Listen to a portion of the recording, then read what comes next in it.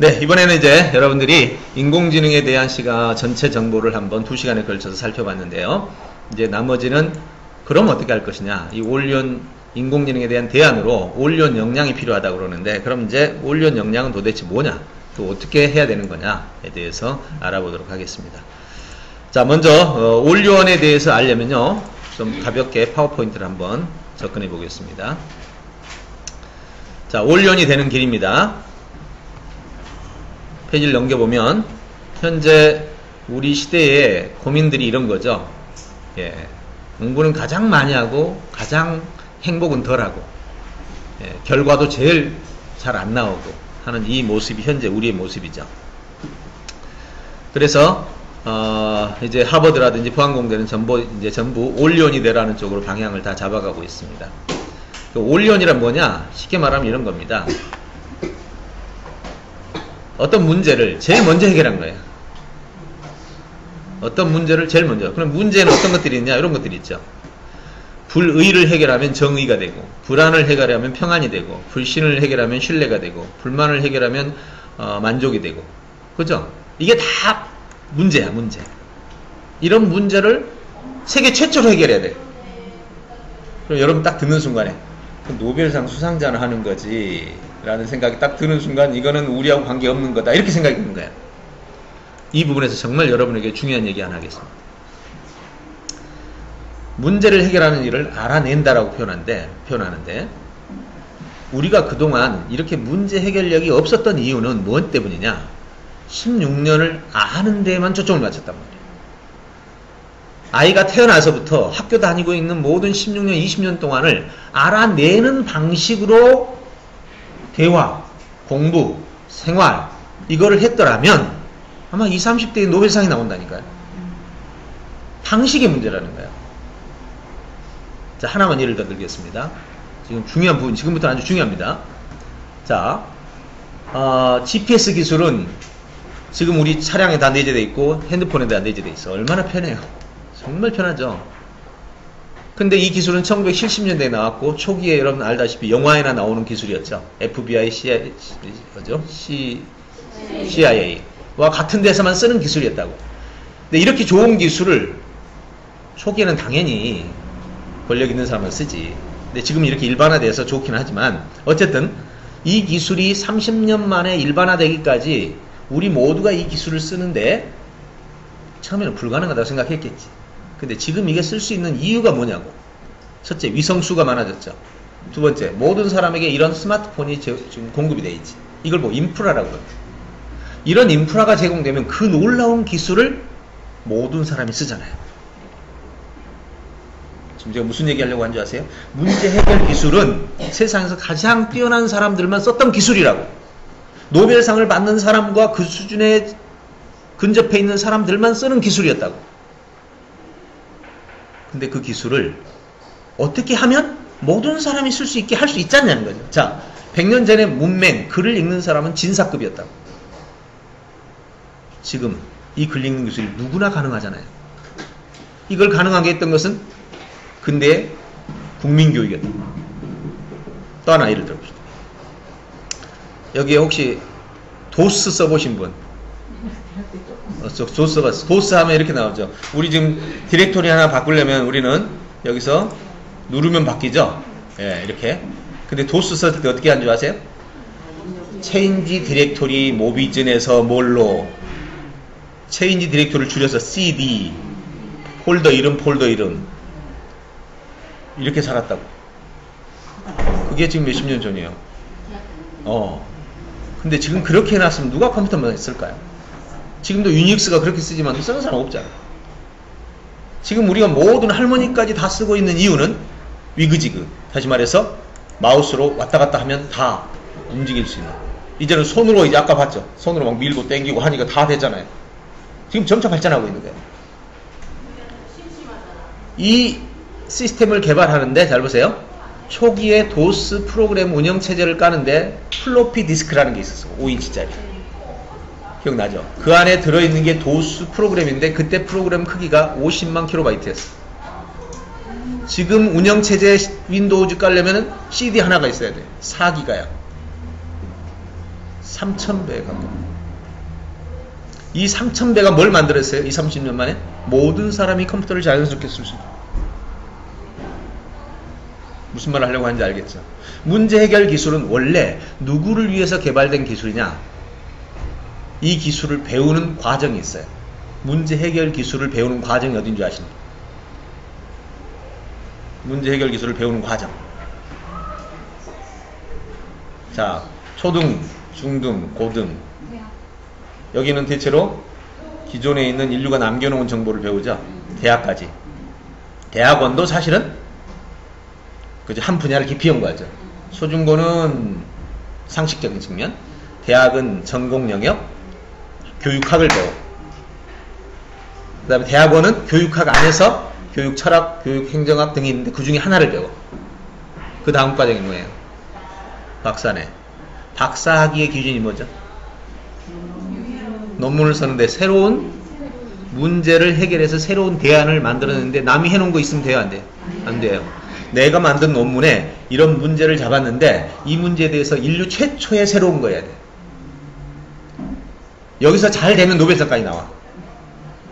근데 박사학위 논문 쓰면서 노벨상급을 개발하기는 어렵지. 왜냐하면 노벨상급을 가려면 최소 10년 이상을 그 분야에 매달려야 그것도 수십 명이. 그래야 나오거든. 규모 때문에. 박사학위 논문 정도는 그저 조금만, 그죠? 아직 해결되지는 않았지만 그렇게 중요한 문제는 아닐 수 있는 거. 학위 통과형. 현재 박사학위 논문을 봤는데 이렇게 문제를 해결하는 방법과 그 결과를 가지고 논문 학위를 받는 사람 1%도 안 돼요.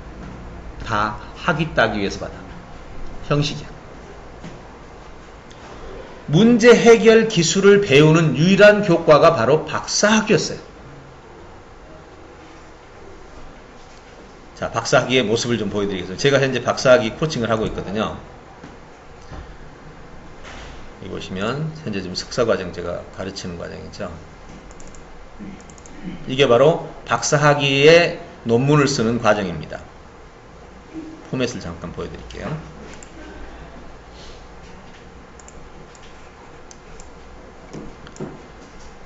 연구 방향을 보시면 이 순서대로 따라가면서 생각을 하는 거예요. 서론. 문제가 뭐냐? 문제, 구체적으로 문제를 확인해봐. 뭐가 문제야? 문제의 배경 뭐야? 그렇다면 이 문제에 대해서 어떤 요소가 있어? 하위 요소. 자, 예를 든다면 문제가 현재 아이들의 컴퓨터 게임으로 인해서 아이들의 집중력이 되려 사라지고 있다. 학습 집중력이 사라지고 있다. 이게 문제야. 그럼 그 하위 요소는 뭐야? 그리고 이것은 연구에 필요가 있는 거야? 이걸 연구했을 때 모든 사람이 도움이 되는 거야? 연구 너 결정했어? 자, 결정했다면 연구의 근거는 뭐야? 그동안 연구했던 자료가 있어? 구체적으로 네가 문제를 진술한다면 핵심 문제는 뭐야? 그 하위 문제는 뭐야? 이 문제에 대해서 가설이 있다면 뭐야? 이게 대안이죠. 이렇게 하면 해결된다고 나는 생각합니다. 이게 가설이야.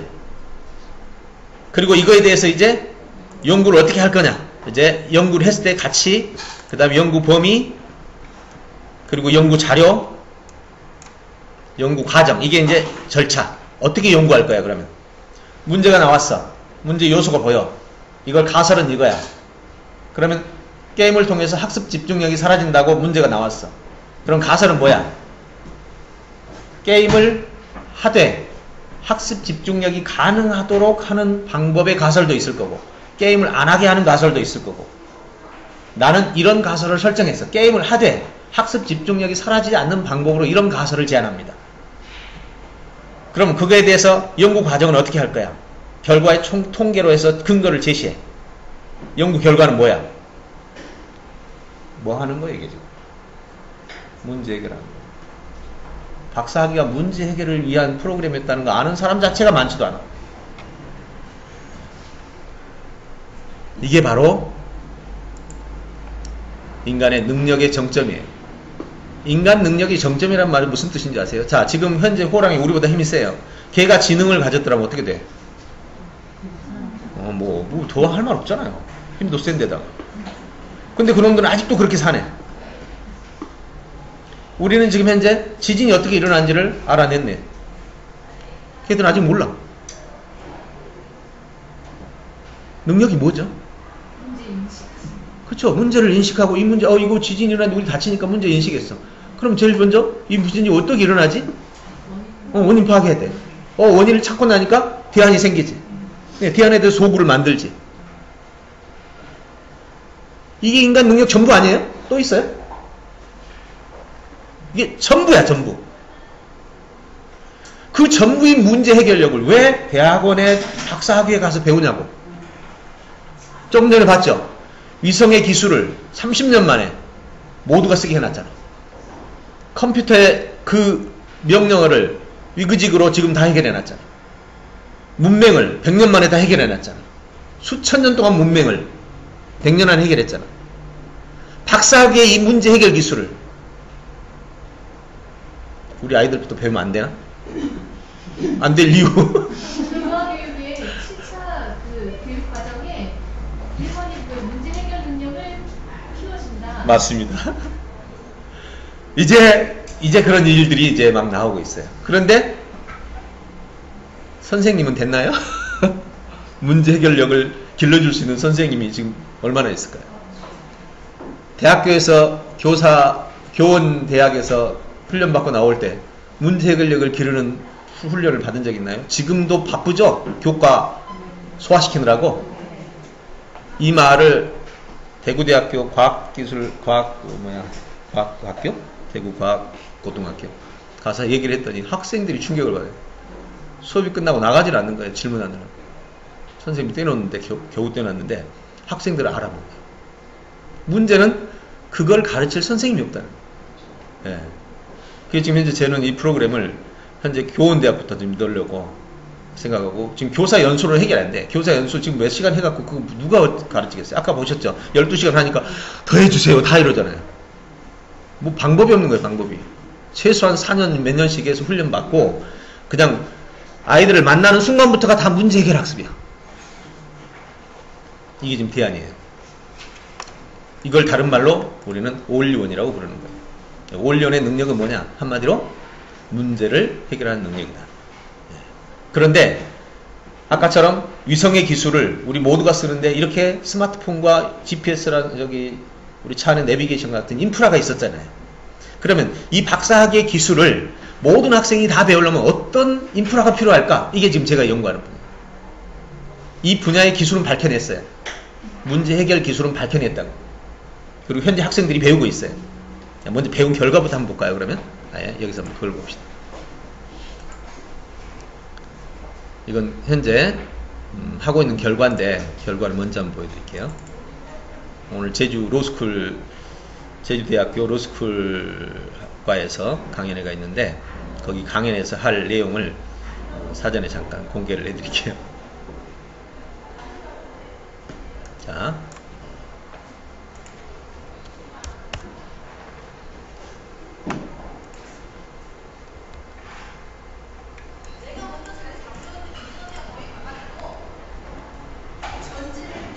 한번 보세요. 한라중학교 제주 그죠? 예. 그 캠프에서 학생들이 캠프를 마치고 나서 남긴 후기입니다. 결과 보고 된 겁니다.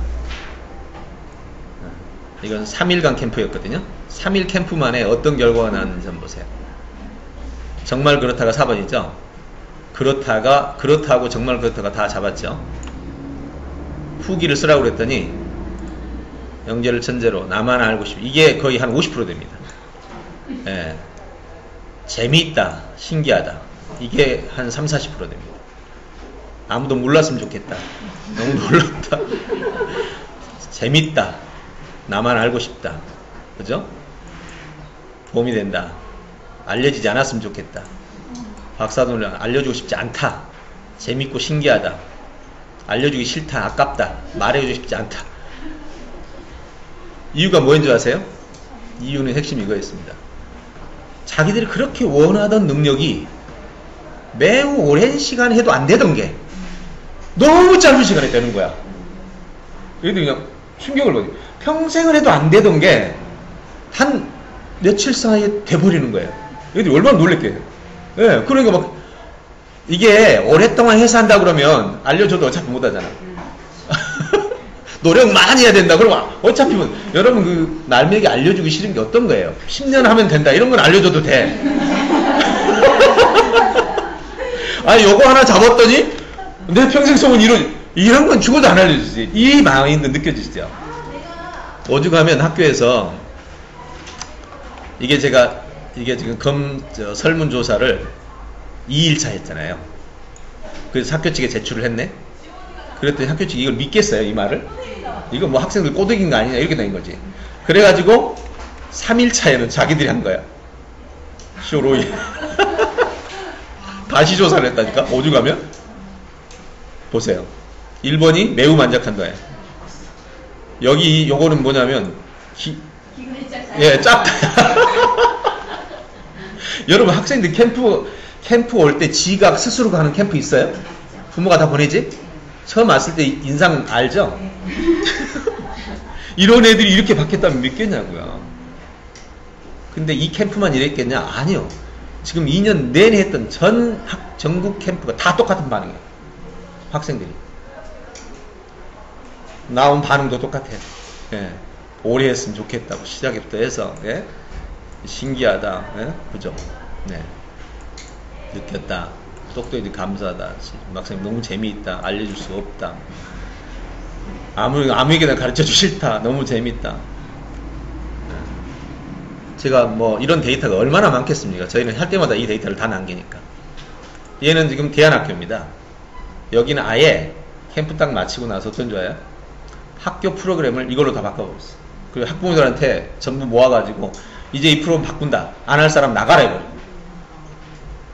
그냥 그렇게 됐어요. 그래가지고 현재 이 학교는 아예 저희 그 올리온 이 솔루션을 적용하는 학교로 아예 선정해서 우리하고 제휴해서 학교 운영을 우리하고 같이 해야죠.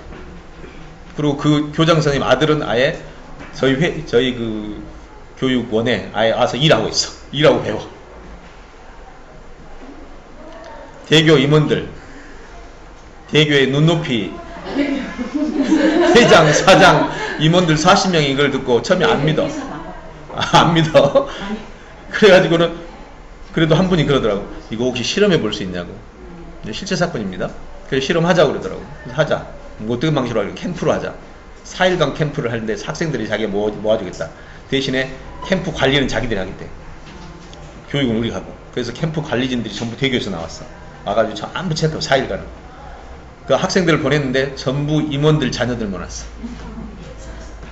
예, 임원 자녀들만 왔어. 그래가지고 이제 그쪽에서 평가를 하는 거지. 이걸 알고 봤더니 대교 눈높이에 이 기술을 쓰려고 그랬던 거예요. 예. 학생들이 내놓은 결과입니다. 세계를 정복할 거다. 성공을 위한 열쇠다. 이놈 누군 줄 아세요? 대원예고를 다니다가 대원예고가 실력이 없다고 자퇴한 애야.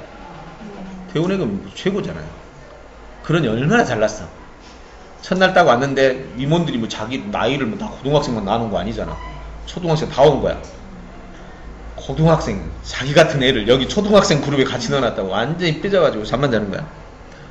한 서너 시간 딱 갔는데 이런 귀에 뭐가 들어오기 시작한 거야. 얘가 나서서 행사를 다지는 거야. 앞에서. 그러니까 쟤 바뀌면 더 말할 나이가 없다고 그랬어. 그쪽에서. 기가 바뀌어버려. 나머지는 뭐 더 말할 나이 없고요. 예. 뭐 공부의 탱크 같은 존재다. 뭐 혁명이다. 뭐 지들이 혁명이 뭘 알아가지고. 예. 혁판 신기술이다. 뭐 단축시켰다. 이걸 본 대교가 어떻게 했어요?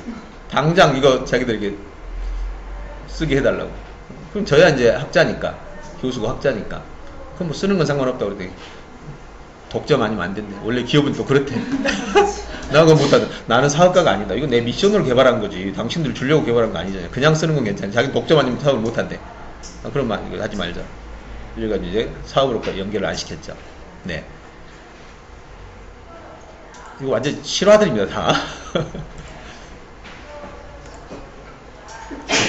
제주교사연구 봤죠? 포상고등학교는 서울대를 아주 많이 간 학교입니다. 여기도 마찬가지예요. 자, 이제 그거 봤고요. 그럼 도대체 이 기술의 핵심이 뭘까? 궁금하죠? 네. 빨리 해드릴게요. 자, 이 기술의 핵심을 한번 보여드리겠습니다.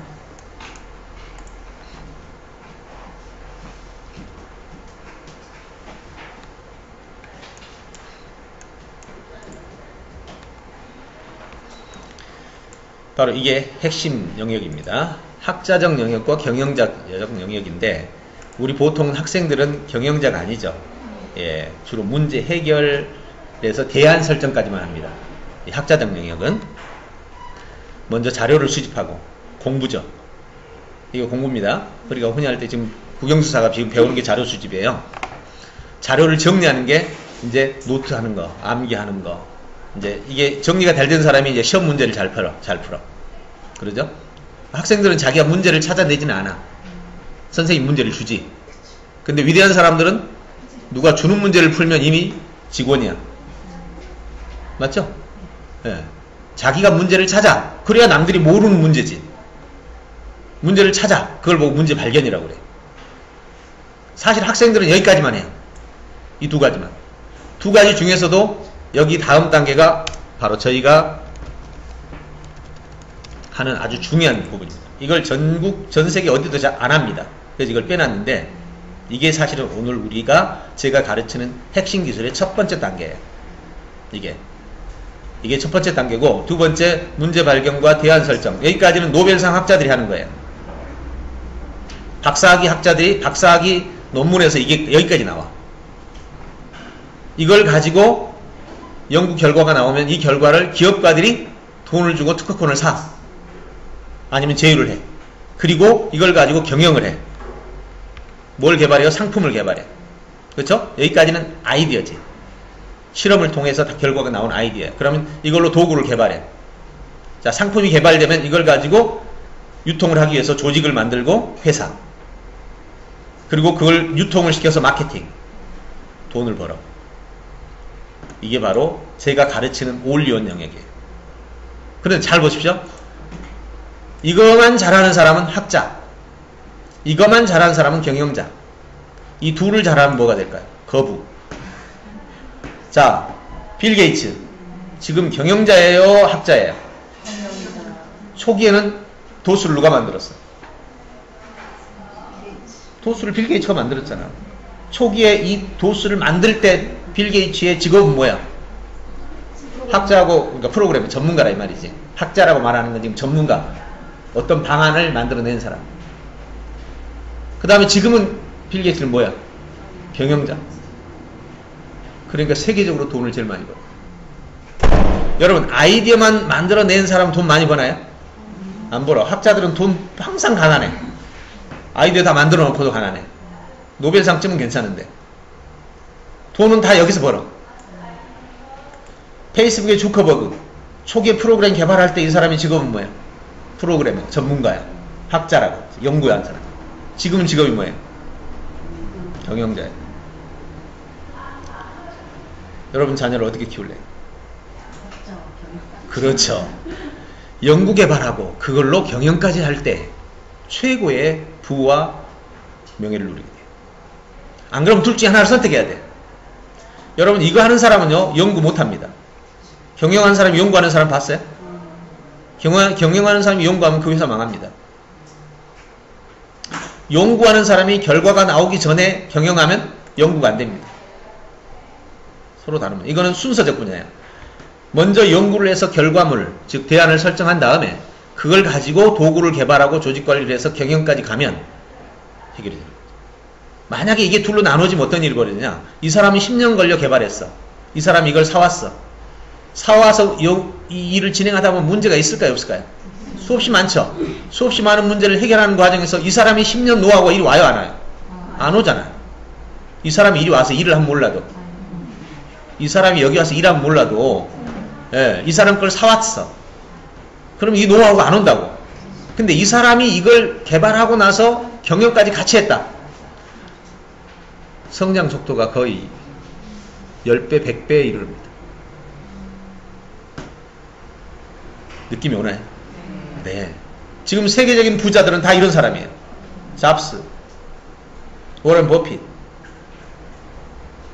근데 우리는 다 나눠져 있어요, 교육이. 경영자는 CEO 교육을 받아서 하고, 학자는 학자 연구까지만 하고. 다행히 최근에 성공한 사람들 보세요. 네이버, 누구죠? 회장? 이혜진인가? 누구지? 네이버 회장. 직업이 뭐였어요? 프로그래머. 전문가였어. 지금 뭐예요? 경영자예요. 카톡. 초기에는 뭐였어요? 연구한 상품을 만들고 지금 뭐예요?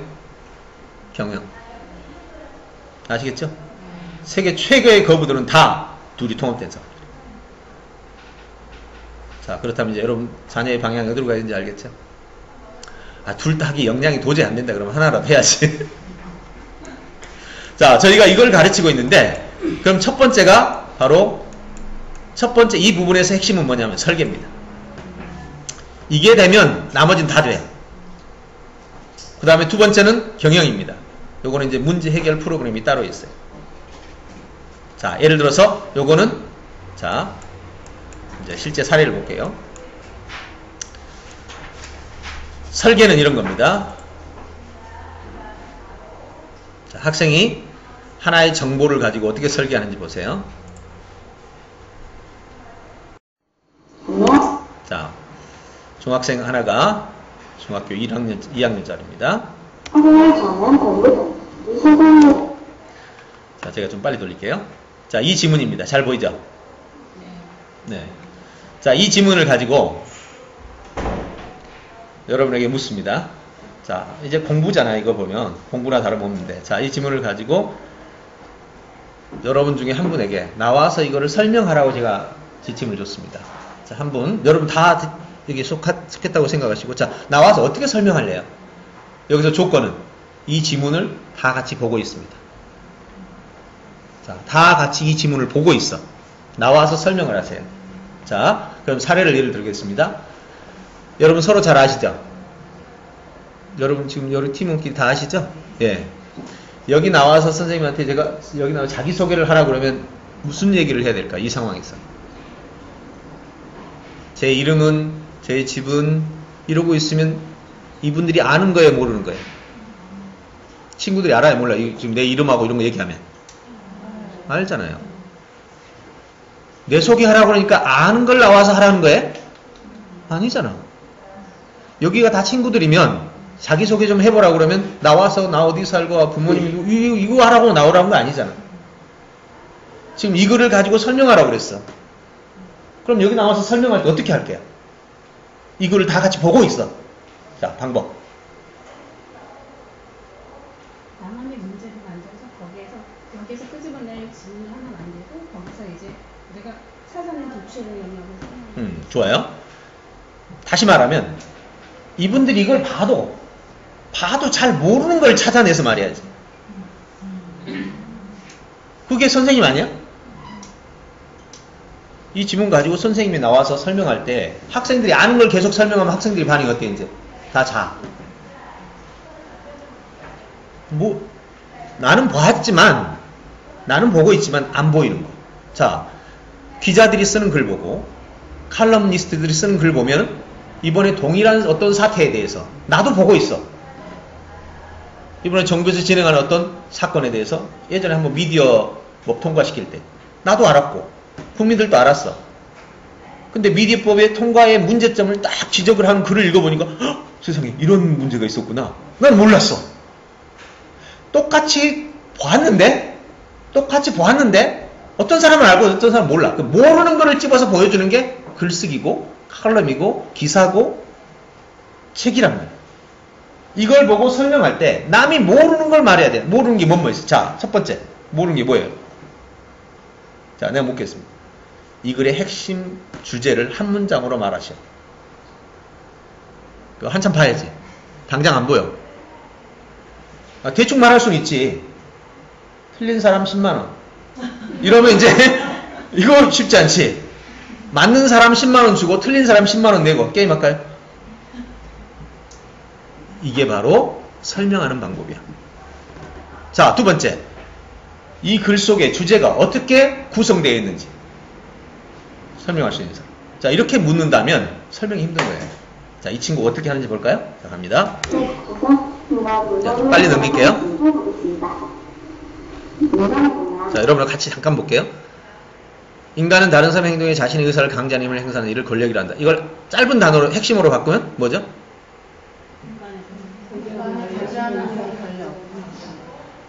제목형으로 바꾸면 권력의 의미죠.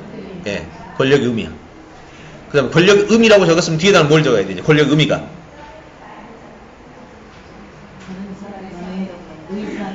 강제하는 힘. 그렇죠. 그렇게 적어야죠. 자, 이렇게 적는 겁니다. 자, 갑니다. 이장의 부정사라고 한다. 사실지 권력의 의미가 나. 그래서 이 다음은 자, 이 다음 맞습니다. 이러한 권력 관계는 이렇게 나눈다. 자, 어떻게 정리해야 될까, 이제?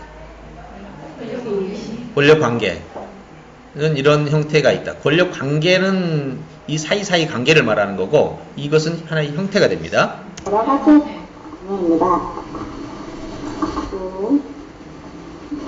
자, 여기까지 좋았습니다. 여기까지 문제 없죠? 있는 거 찾아냈으니까.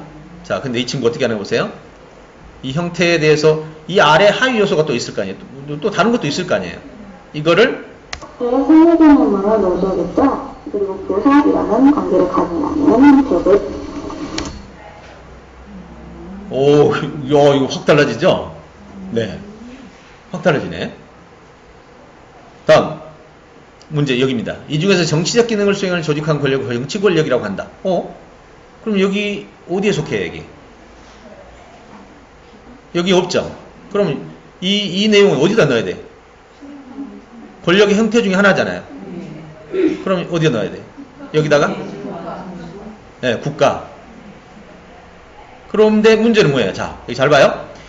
이 중에서 정치적 기능을 수행하는 조직한 권력을 정치 권력이라고 한다. 저자가 하고자 하는 이 얘기의 핵심은 이 부분이에요? 앞부분이에요? 그러네. 그럼 만약 이 내용을 여기다 놓고 국가하고 정치 권력이라 넣어버렸다. 그러면 이 다섯 중에 권력의 형태 중에 하나밖에 아니잖아.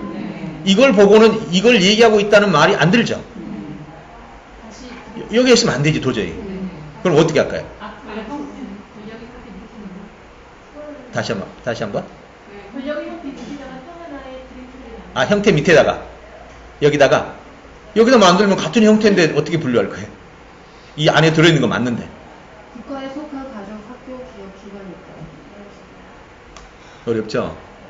이 친구 어떻게 푸는 거 보세요? 이 중에서 정치적 기능을 네 가지의 권력의 형태와는 다르죠. 다른 형태가 네, 되겠습니다. 다른 형태죠. 그리고 저자가 이걸 강조하려고 하는 거야. 이걸 강조를 못 해놓으면 이 그림에서 강조를 못하면 이건 이제 오류가 됩니다. 이게 두 개를 나눠주는데요. 지금 여기서 보고 있는 것은 권력의 태가 되겠습니다. 기가 막히죠. 이제 어때요? 권력 형태에서 일반 형태가 있고 정치의 형태가 있다. 그럼 저자가 뭘 강조하는지 보이죠? 이 짧은 글 안에 있는 구조를 이렇게 밝혀내는 거예요. 계속하면 이제 이걸 가지고 주제를 찾아낼 수 있죠. 그러면 구조를 만들고 이 두 개를 합치면 우리가 식물의 의미와 기능 이렇게 두 개를 만들죠. 이걸 합쳤을 때는 일반 형태로 합쳤지만 이 두 개밖에 없을 때는 권력의 이해라고 해야 되는데 권력 이해라는 말을 둘을 갖고는 쓸 수가 없지. 그러니까 할 수 없이 의미와 형태로 둘을 만들고 뒤를 연결한 다음에 이걸 가지고 주제를 찾아줘요. 이제 주제를 찾는 과정도 보세요. 정치 권력은 하죠. 이다라부터 나오죠. 뭐 방식이 있는 것 같죠. 학생들이 왜 놀래느냐? 자기 평생의 정답 주제를 처음 찾아봤대. 자기 손으로. 찾는 방식이 있습니다.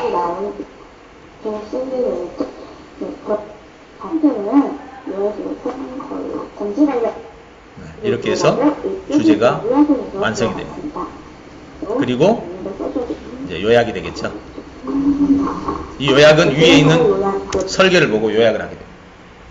이게 설계의 가장 기초 단계에 들어가는 거예요.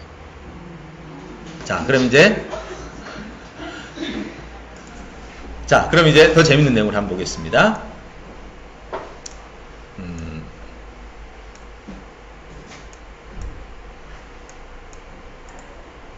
실제 훈련을 하는 내용을 한번 보죠.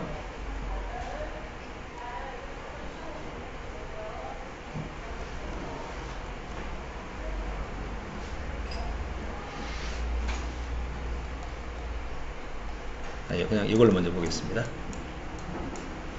자,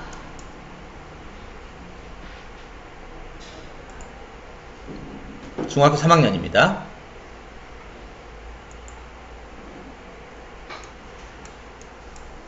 자, 아까는 지문 하나였죠? 단락 하나였죠?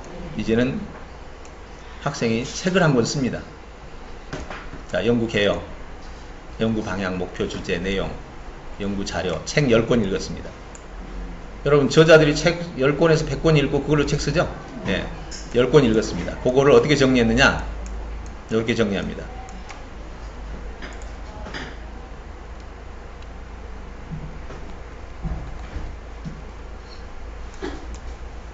청소년 문제의 원인,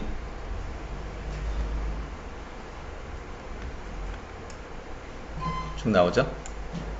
청소년에게 정의 계속해서 풀립니다. 문제의 영향 풀리죠? 자, 이걸 가지고 이제 책을 씁니다. 자, 저하고 한번 써볼까요? 제 1장 서론 1절 청소년 문제의 원인 1. 청소년기의 정의. 자, 글 시작합니다. 청소년기는 사전적으로 봤을 때 어린이가 성장하는 과정에서 겪는 가도기적 시기를 말한다. 연령 기준에 의하면 청소년 기본법으로 9세 24세를 말하고 사회적 기준으로 볼 때 13, 18세를 말한다. 청소년기와 유사한 단어로 질풍노도의 시기, 제2의 탄생기, 제2의 반항기라고 부른다. 자, 그럼 이제 이걸로 가볼까요?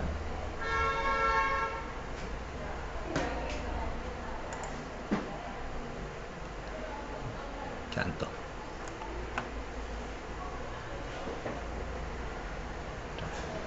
제가 여기서 부를게요. 자, 이 친구가 쓴 글입니다. 실제로 이제 이 친구는 100쪽에 가까운 글을 썼는데, 청소년을 위해 청소년이 쓴 청소년을 위한 리더십, 네, 목차, 머릿말, 그 다음에 목차, 그리고 내용입니다. 방금 썼던 글이 여기입니다. 청소년기는 아동이 정신적, 사회적, 성인이 되는 것은 과도기적 시기만, 청소년기에 대한 연령 규정을 복귀에 나른 청소년 기본법 9세 입사에 만 13, 18세를 청소년, 청소년 유사어로 질풍노도 등등화. 거의 완벽하죠? 글 쓰는 건 일도 아니죠. 문제는 뭐가 어려워요? 네, 바로 이게 어려운 거예요. 이걸 만들 수 있으면 더 이상의 글쓰기라는 것은, 말하기라는 것은 의미가 없죠. 자, 이것만 있으면 내가 강연도 할 수 있죠. 이것만 있으면 보고서도 만들 수 있죠. 이것만 있으면 기획서도 만들 수 있죠. 모든 문제의 해결책이죠. 정보 설계라는 것은 여러분이 정보를 외부에서 받아들이고 머릿속에서 정리하는 것, 구슬이서 말이라도 꿰야 보배. 바로 이게 바로 정보입니다. 얼마나 중요한지, 사실 이것을 알아내는 것이 정말 어려운 겁니다. 자, 그럼 실제로 저술을 했던 사람들을 한번 볼까요? 두 가지 방식이 있습니다. 하나는 책 한 권을 요약하는 방식이에요. 자, 책 한 권 요약하는 방식을 보죠. 학생입니다.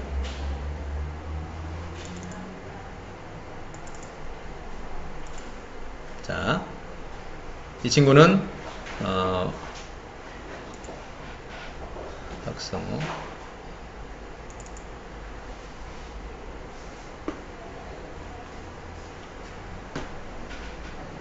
우리나라의 그 빌 게이츠라고, 아시아의 빌 게이츠라고 불리는 사람인 스티브 김이라는 사람인데, 이 사람이 책을 읽었습니다.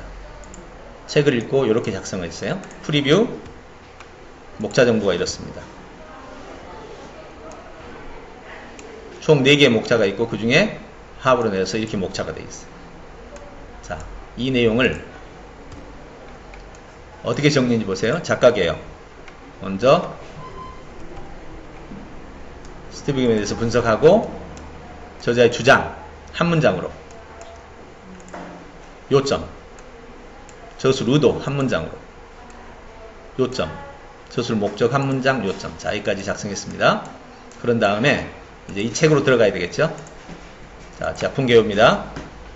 이 책의 전체를 한 문장으로 썼습니다. 그랬죠? 그리고 이 책 전체 한 권을 이만한 글로 채웠습니다. 여러분, 이거 보고 돈을 주고 살만한 글인가? 아니면 그냥 몇 줄 회사 실려고 책 한 권에서 몇 줄만 모아놓으면 이거 되는 거잖아요. 근데 이게 책 전체를 반영하고 있는가? 있다면 어떡할래요? 사람들이 안 믿어요. 교수들도 안 믿어요. 어떻게 책 한 권을 이 정도의 양으로 줄일 수 있느냐? 그 몇 줄 모아서, 우리 여러분 대학에서 요약할 때 어떻게 했어요? 줄 긋고, 중요하다고 생각되면 줄 긋고, 줄 긋은 거 모아서 쓰고, 이게 요약이죠? 그렇게 요약한 사람들은 이해가 안 가지. 이건 전혀 다른 시스템입니다. 아까 설계한 거하고 똑같아요. 자, 설계해볼까, 이제? 작품 구성입니다. 주제를 딱 하나의 제목으로 바꿉니다. 이 주제를 바꾸면, 주어가 행복이니까 행복이 먼저 나오고, 동사 쪽이 나눔으로 얻어지는 것이니까, 나눔으로 얻어지는 행복이 이 책의 전체 핵심어죠.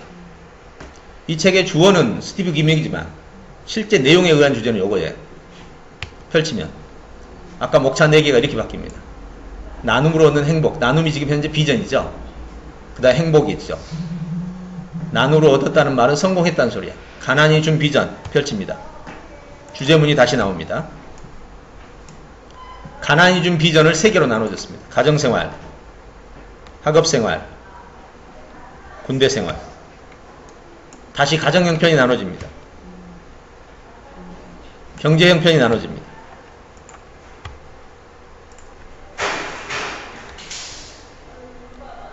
가족관계가 나눠집니다. 이 책이 이렇게 쓰여져 있을까요? 네버. 그럴 리는 없죠. 저자는 그냥 써나가는 글이죠. 그 속에서 이 패턴을 찾아내서 전부 정리가 돼요. 그리고 저수를 할까요, 이제? 이걸 가지고 요약을 해볼까요? 요약을 할 때는 10줄로 해달라 그러면 뎁스 2까지만 하면 되죠. 이 정도면 10줄 나옵니다. 이렇게 하면 되죠. 이 책은 저자의 나눔으로 얻는 행복에 관한 책입니다. 저자는 크게 3가지 영역에서 나눔으로 행복을 얻었는데, 첫째는 가난을 통해서 비전을 얻었고, 야망을 통해서 성공을 얻었고, 이제 나눔을 통해서 행복을 추구하고 있습니다. 그의 가난을 통해서 비전을 얻은 경위를 보면 가정생활의 어려움과 학업생활의 어려움, 군대생활의 어려움을 통해서 대려 비전을 얻었습니다. 지금 이런 식으로 말하게 되면 이 책 전체가 다 들어와요, 안 들어와요? 당연히 들어오죠. 이게 바로 박사학위에서 사용하는 설계입니다. 아까 박사학위 설계도 봤죠? 제가 보여드렸죠? 그 설계도 형태가 그대로 나옵니다. 문제는 오류가 없다는 거죠. 이렇게 해서 글이 쓰여지는 겁니다. 그래서 이 친구가 쓴 이 글이 현재 어떻게 되어 있는지 보세요. 여기에 어른들이, 그것도 지식인들이 이 친구의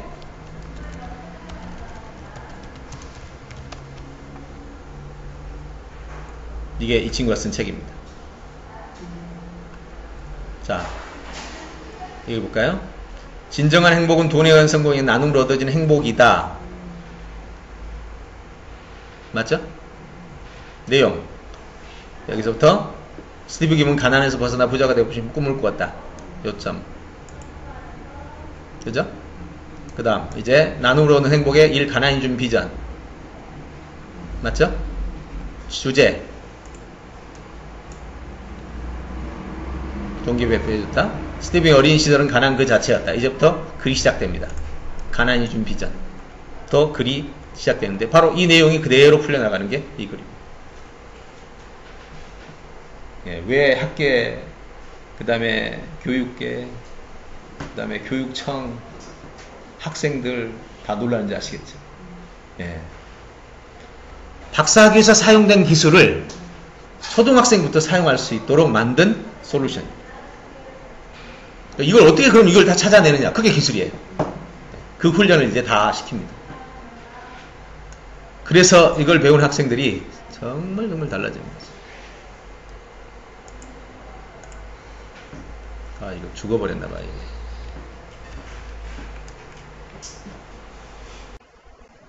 잠깐만요. 죽여놓고 해야 되겠네. 잠깐 좀 더 보여줘야 될 게 있는데, 그러면 하나만 더 보여줄게요. 우선 놔두고. 네. 그거하고 상관없이 제가 보여드리겠습니다. 석사 과정에서 이제 책을 쓰는 사람들.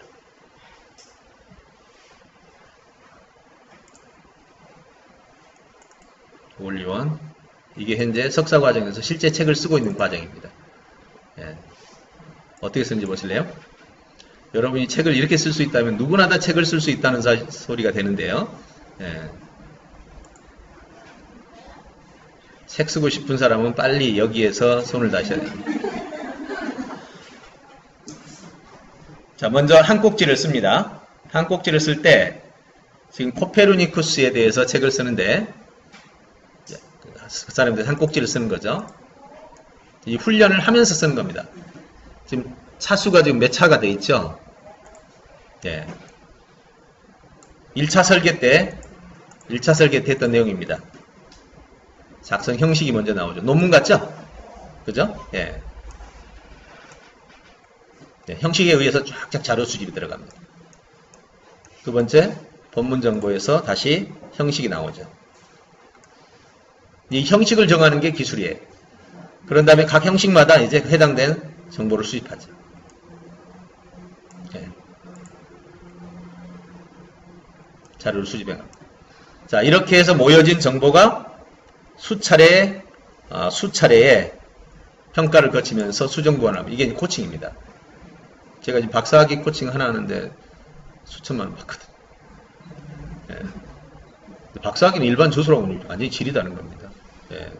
요즘에 좀 일반 저수로만 해도 뭐 거의 1,000만 원이 왔다 갔다 하죠. 네. 굉장히 고급 직업이에요. 근데 이걸 쓰는 데는 단 한 군데도 없습니다. 이렇게 만들어내는 단 한 군데도 없습니다. 네. 이제 5차 설계에서 6차, 예, 6차까지 끝났죠? 그게 어떻게 바뀌었는지 보세요. 1차에 나왔던 그 내용이 3개로 쫙 나왔죠. 지구가 움직인다고? 네.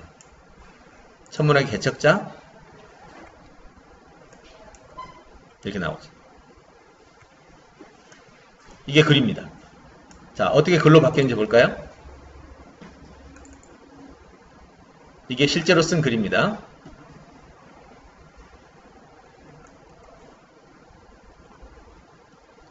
자, 지구가 움직인다고 방금 보셨죠? 자, 지구가 움직인다고. 두 번째, 천문학의 개척자. 제목으로 끝났죠? 자, 그 다음에 글이 시작됩니다. 코페르니쿠스는 당시에 천동설을 지동설로 바꾸어 제시했다. 천문학 개척자. 지구가 움직인다는 말을 지금 했죠? 그 다음에 그 계기는 지동설에 대한 관련 책을 읽으면서부터였다. 그 계기는 관련 책, 그죠? 태양 지동설, 천동설에 대한, 지동설에 대한 책을 이탈리아 유학 중에서 읽으면서. 그 다음에 요강을 읽고 태양 중심설을 알게 되었다. 이를 바탕으로 중심설을 알게 됐다. 이를 바탕으로 천동설의 불합리함을 알겠다. 불합리함을 알게 되었다. 그래서 그는 발간한 천구 회전에 관한 책을 지동설 해결을 전개하였다. 기가 막히죠. 이 전체가 이렇게 쓰여요. 이 논리가 문제없다면 이 글은 뭐예요? 그야말로 완벽한 글이 됩니다. 그래서 박사학위 공부하는 사람도 이걸 딱 보는 순간 두말도 안 합니다. 와, 이게 끝이에요. 얼마나 고가겠어요. 네. 여러분이 책을 쓸 때 진짜 이렇게 쓸 줄 알아야 되는 거죠. 한 분이 500인가 들여서 저수를 하다가 저한테 왔어요. 이걸 보더니 그냥 완전히 함몰되어버리니까. 내가 그 저술 코칭 했던 내용을 저한테 가져왔더라고요. 앞뒤 관계, 이런 관계, 이게 논리죠? 논리 관계가 하나도 안 맞아 있어가지고 제가 지적을 했더니 그냥 뭐 느낌이 어떻겠어요? 그 느낌이. 네, 이런 것이 바로 이 저술의 기술이죠. 그럼 이것은 아까 말했던 것처럼 본다면 지금 핵심 기술, 대안 발견, 즉 정보 설계를 통한 대안 발견, 이거는 뭐예요? 저술은 경영적 측면에서의 상품 생산이죠. 이 기술을 배우는 설계 기술을 이용해서 이걸 가지고 책을 써내서 상품을 만든 거예요. 상품을 가지고 이제 책을 판매하는 것이 또 유통이죠. 어떤 사람은 글을 써내는 것이 아니라 교육 과정을 만들 수도 있죠. 즉 강사를 할 수도 있죠. 강사도 상품이죠. 설계를 한 다음에 강의로 상품을, 글로 상품을, 아니면 솔루션을 만들어서 상품을, 이거를 어릴 때부터 하자 이 말이에요.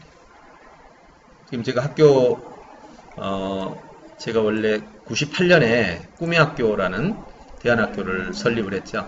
그래서 교장으로 한 5년간 있다가 학교가 엄청 성공했죠.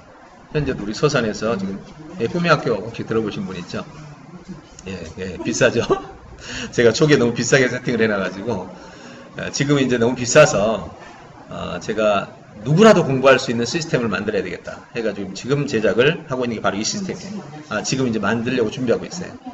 예, 꿈의 학교는 이제 황성주 생식 아시죠? 예, 거기가 저 이사로 들어와가지고 거기다 막 이제 넘겨주고 현재는 그것이 좀 문제가 있잖아요. 너무 비싸. 예, 그리고 그 당시만 해도 이 기술이 없었어. 그래서 아주 공부를 못하는 학생들도 이거를 할 수 있도록 해야 되는데 그걸 할 수가 없었어. 그래서 제가 10년 동안 학교 넘겨주고 10년 동안 연구를 해가지고 의독경 프로젝트, 소기의 경읽기의 수준에 있는 학생들도 얼마든지 인지력을 개발할 수 있다라는 것이 아까 교사들이 체크했잖아요. 네, 그걸 개발한 거죠. 그래서 현재는 공부를 아주 못하는 사람도 공부를 아주 잘하는 사람도 다 올연 역량을 갖출 수 있게 됩니다.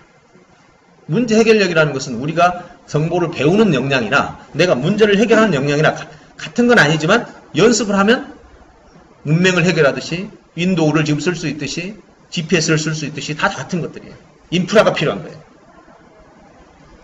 그래서 사실 이 기술을 개발하고 나서 주변에서 다들 사업을 잘해야 된다 이거 그러는데 저는 사업보다 더 큰 관심이 이것은 사업의 문제가 아니라 정말 역량이 부족한 이 많은 학생들의 빛이다. 예, 그래서 저는 국비를 이용해서 가능한 모든 사람이 무료로 듣도록 하자. 지금 학교도 거의 다 무료입니다. 왜냐하면 학교 예산을 가지고 투입되고 시 예산을 가지고 투입하고 학생들은 비용을 가능하면 안 내고 할 수 있도록. 그렇다고 또 여러분들이 가서 무상으로 할 거예요? 계속 배워갖고? 그럴 수는 없잖아. 그럼 비용은 받아야 되니까 국가 예산을 받든 학교 예산을 받든 교육청 예산을 받아서 학생들은 정말 누구라도 배울 수 있게 해주자. 이런 시스템으로 지금 전국적으로 이걸 보급을 하고 있죠. 네. 아무튼 이런 과정들이 현재 올리원 솔루션입니다. 자, 다시 한번 정리해 드릴게요. 자, 인공지능 시대에 문제 해결력만이 대안이에요. 근데 문제 해결력은 박사학위에서 배우는 거예요. 정확하게 박사학위예요. 근데 그 박사학위를 소중고 학생들이 배울 일이 없거든. 왜냐하면 그때는 전부 정보 인지만 합니다. 이 과정을 바꿔야 돼요. 그래서 초중고 자체를 이제 문제 해결 과정으로 바꿔야 돼요. 문제 해결 과정을 도입하기 위해서는 현재 교육 과정에서 지식을 배우는 과정이 없어져야 돼요. 요즘에 거꾸로 학습이라든지 이런 것들이 다 지금 그와 비슷한 좀 학습과 가까운데 현재 교육 과정을 순차대로 오늘은 이만큼 배우고 내일은 이만큼 배워서 이만큼 배워서 수능 시험 쳐 이게 존재하는 이상 이건 안 되는 거예요. 무슨 뭐 학교에서 문제 해결 프로그램 뭐 이건 다 헛짓이야. 내용 자체가 없어져야 돼요. 그리고 배우는 것 자체가 이렇게 배워야 돼요. 조금 전에 보았던 그 한국의 스티브 킴 그 친구를 요약했던 학생이 고2 2학년짜리인데 어느 날 엄마한테 나 학교 다니기 싫다고 문자를 보낸 거야. 여러분이 그런 문자 받으면 어때요 느낌이? 와 진짜 이거 뭐지? 그래가지고 이제 엄마가 이 문제 해결하려고 찾아다니다 저희를 만났어. 그게 1년 전입니다. 그래가지고 이 친구가 이 교육을 배우기 시작했는데 지금 한 18개월쯤 됐거든요. 지금 바로 그 실력. 최강권이 그렇게 나와요. 그 아이는 얼마나 열심히 한 줄 아세요? 네, 이번에도 막 가는 데마다 상을 다 받는 거야. 이런 형태의 결과들이 나오는 거죠. 자, 하나만 더 보여드리겠습니다. 조금 좀 시간 여기서 끊기가 좀 그래서. 자, 여기 보세요. 대학생입니다. 자, 대학생이 어떤 결과가 나왔는지 한번 보세요.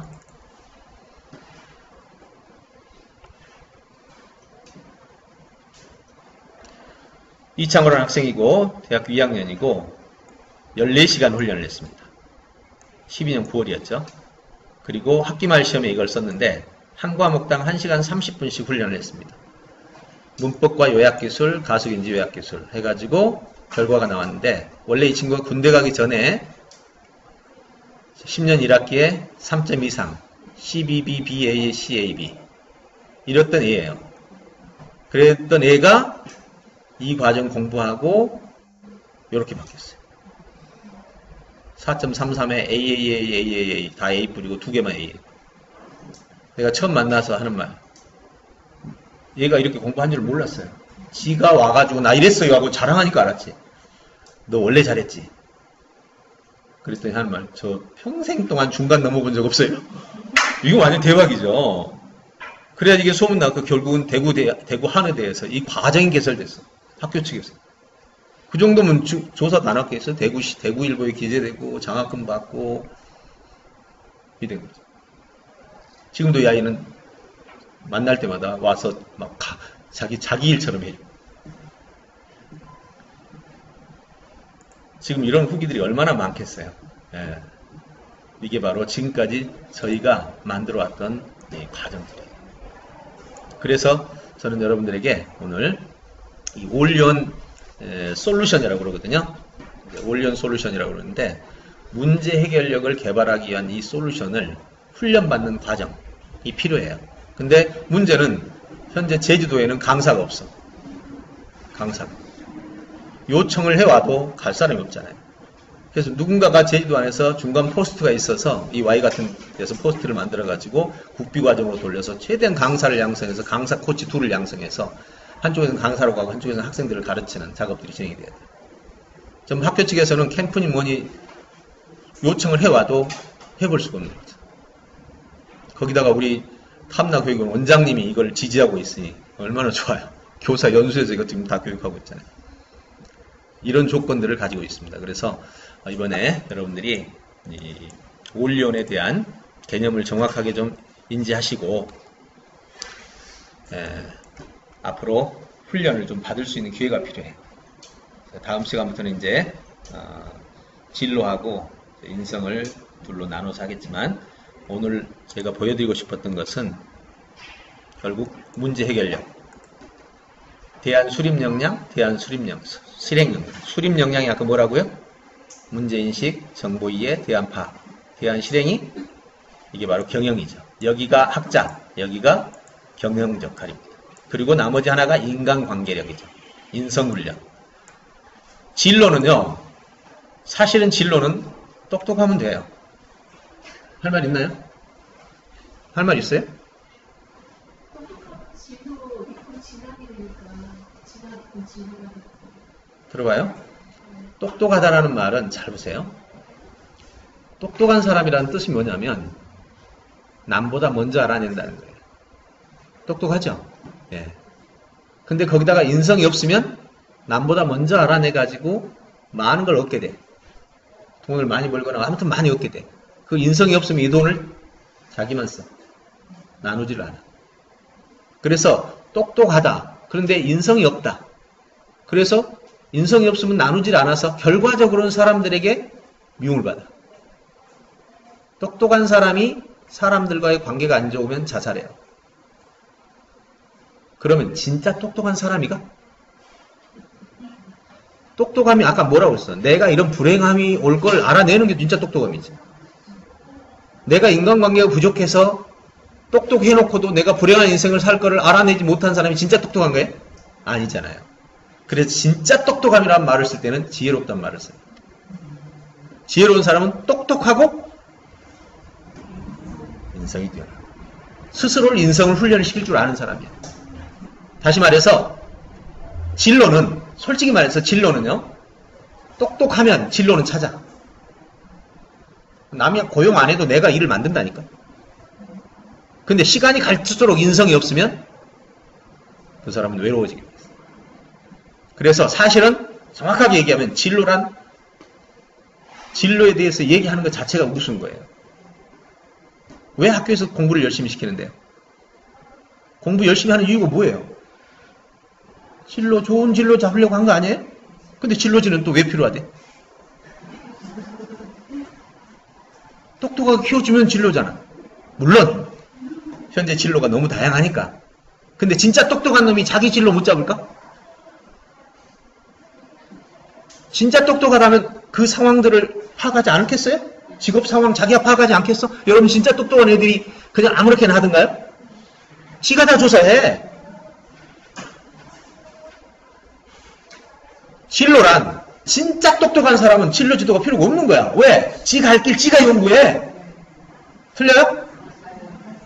누가 똑똑한데? 심지어는 내가 외부 사람한테 소외당할 것도 미리 준비해서 나눠줘. 제 입장은 이렇습니다. 진로지도 여러분 옆에서 해준다는 것은요, 스스로 못하기 때문이야. 스스로 한 놈한테 무슨 진로지도가 필요해요? 지가 다 연구해서 하는데. 이게 진짜 똑똑함인데. 앞을 내다보는 거라고. 자기가 가야 될 길을 내다보는 거야. 예측하란 말이야. 예측하는 능력을 뭐라고 그랬어요, 지금? 인지력. 인지력이 있는 사람은 자기 진로 정도는 다 체크한다니까. 심지어는 자기가 도움받을 사람까지 체크해. 오늘 참 데리고 오고 싶었는데 홍진표라는 친구가 있어요. 우리 직원인데 이 친구는 대학 4년 다닐 동안에 수백만 원짜리 교육과정을 돈을 하나도 안 내고 다녔어. 심지어는 우리 교육도 돈 안 내고 받았어. 대학 4년 동안. 광운대학교 법학과를 꼬레비로 대기번호 8번 타고 들어갔다고. 누구 앞에 그만 안 뒀으면 못 들어갔지. 그 친구가 대학 졸업할 때 법학과 수석으로 졸업했어. 여기서 훈련받았죠. 1학년 때 저를 만나가지고 완전 충격을 받아가지고 4년 동안 공부하면서 거의 수석을 따냈죠. 그리고 수석하니까 얼마나 예부 요청이 많이 오겠어, 기업들이. 다 버리고 저같이 일하고 있어요. 근데 이 친구 잘 보세요. 자기 진로를 스스로 파악해요. 법학과니까 법계 쪽으로 가야 되는데 법학계의 진로를 다 조잡했다는 너무 우울한 거야. 시험률 50%나 넘잖아요. 너무 우울하니까 아니다. 이쪽은 아니다. 내가 공부했지만 이건 내 쪽은 전혀 아니다. 하고 되려 새로 시작하는 저희 쪽에 와서 지금 우리 모든 일을 거의 다 해요. 30살인데 어른들을 다 가르쳐. 강사들을 가르쳐. 대학 졸업하자마자 강사를 가르쳐. 대학 졸업생이 강사들을 가르쳐. 지금 현재. 이 친구가 가르치는 학생들의 결과를 보면요. 깜짝 놀랍니다. 걔 밑에서 공부하는 학생들은요. 뭐 그냥 일반적으로 여러분 과학권이 뭐니 이런 거 나타나는 거 장난도 아니고 결과가 장난이 아니에요. 바로 이것이 새로운 기술 때문이에요. 자, 지금 이 올연에 관해서는 여러분이 배워야 될 게 많죠. 왜냐하면 지금 대학원에 2년씩, 3년씩을 하는 과정을 지금 몇 분에 뭘 설명하겠어요. 그래서 저는 여러분이 어쨌든 이 과정에 대해서 이후 Y에서 어떻게든 잘 만들어서 여러분이 더 훈련이 필요하다라는 생각을 합니다. 자, 여기까지 올연에 대해서 잠시 나눠봤습니다. 재밌었나요? 네. 다음 시간에 이제 다음 순서 진행하겠습니다. 수고하셨습니다. 예, 조금만 쉬었다가 바로 합시다. 네.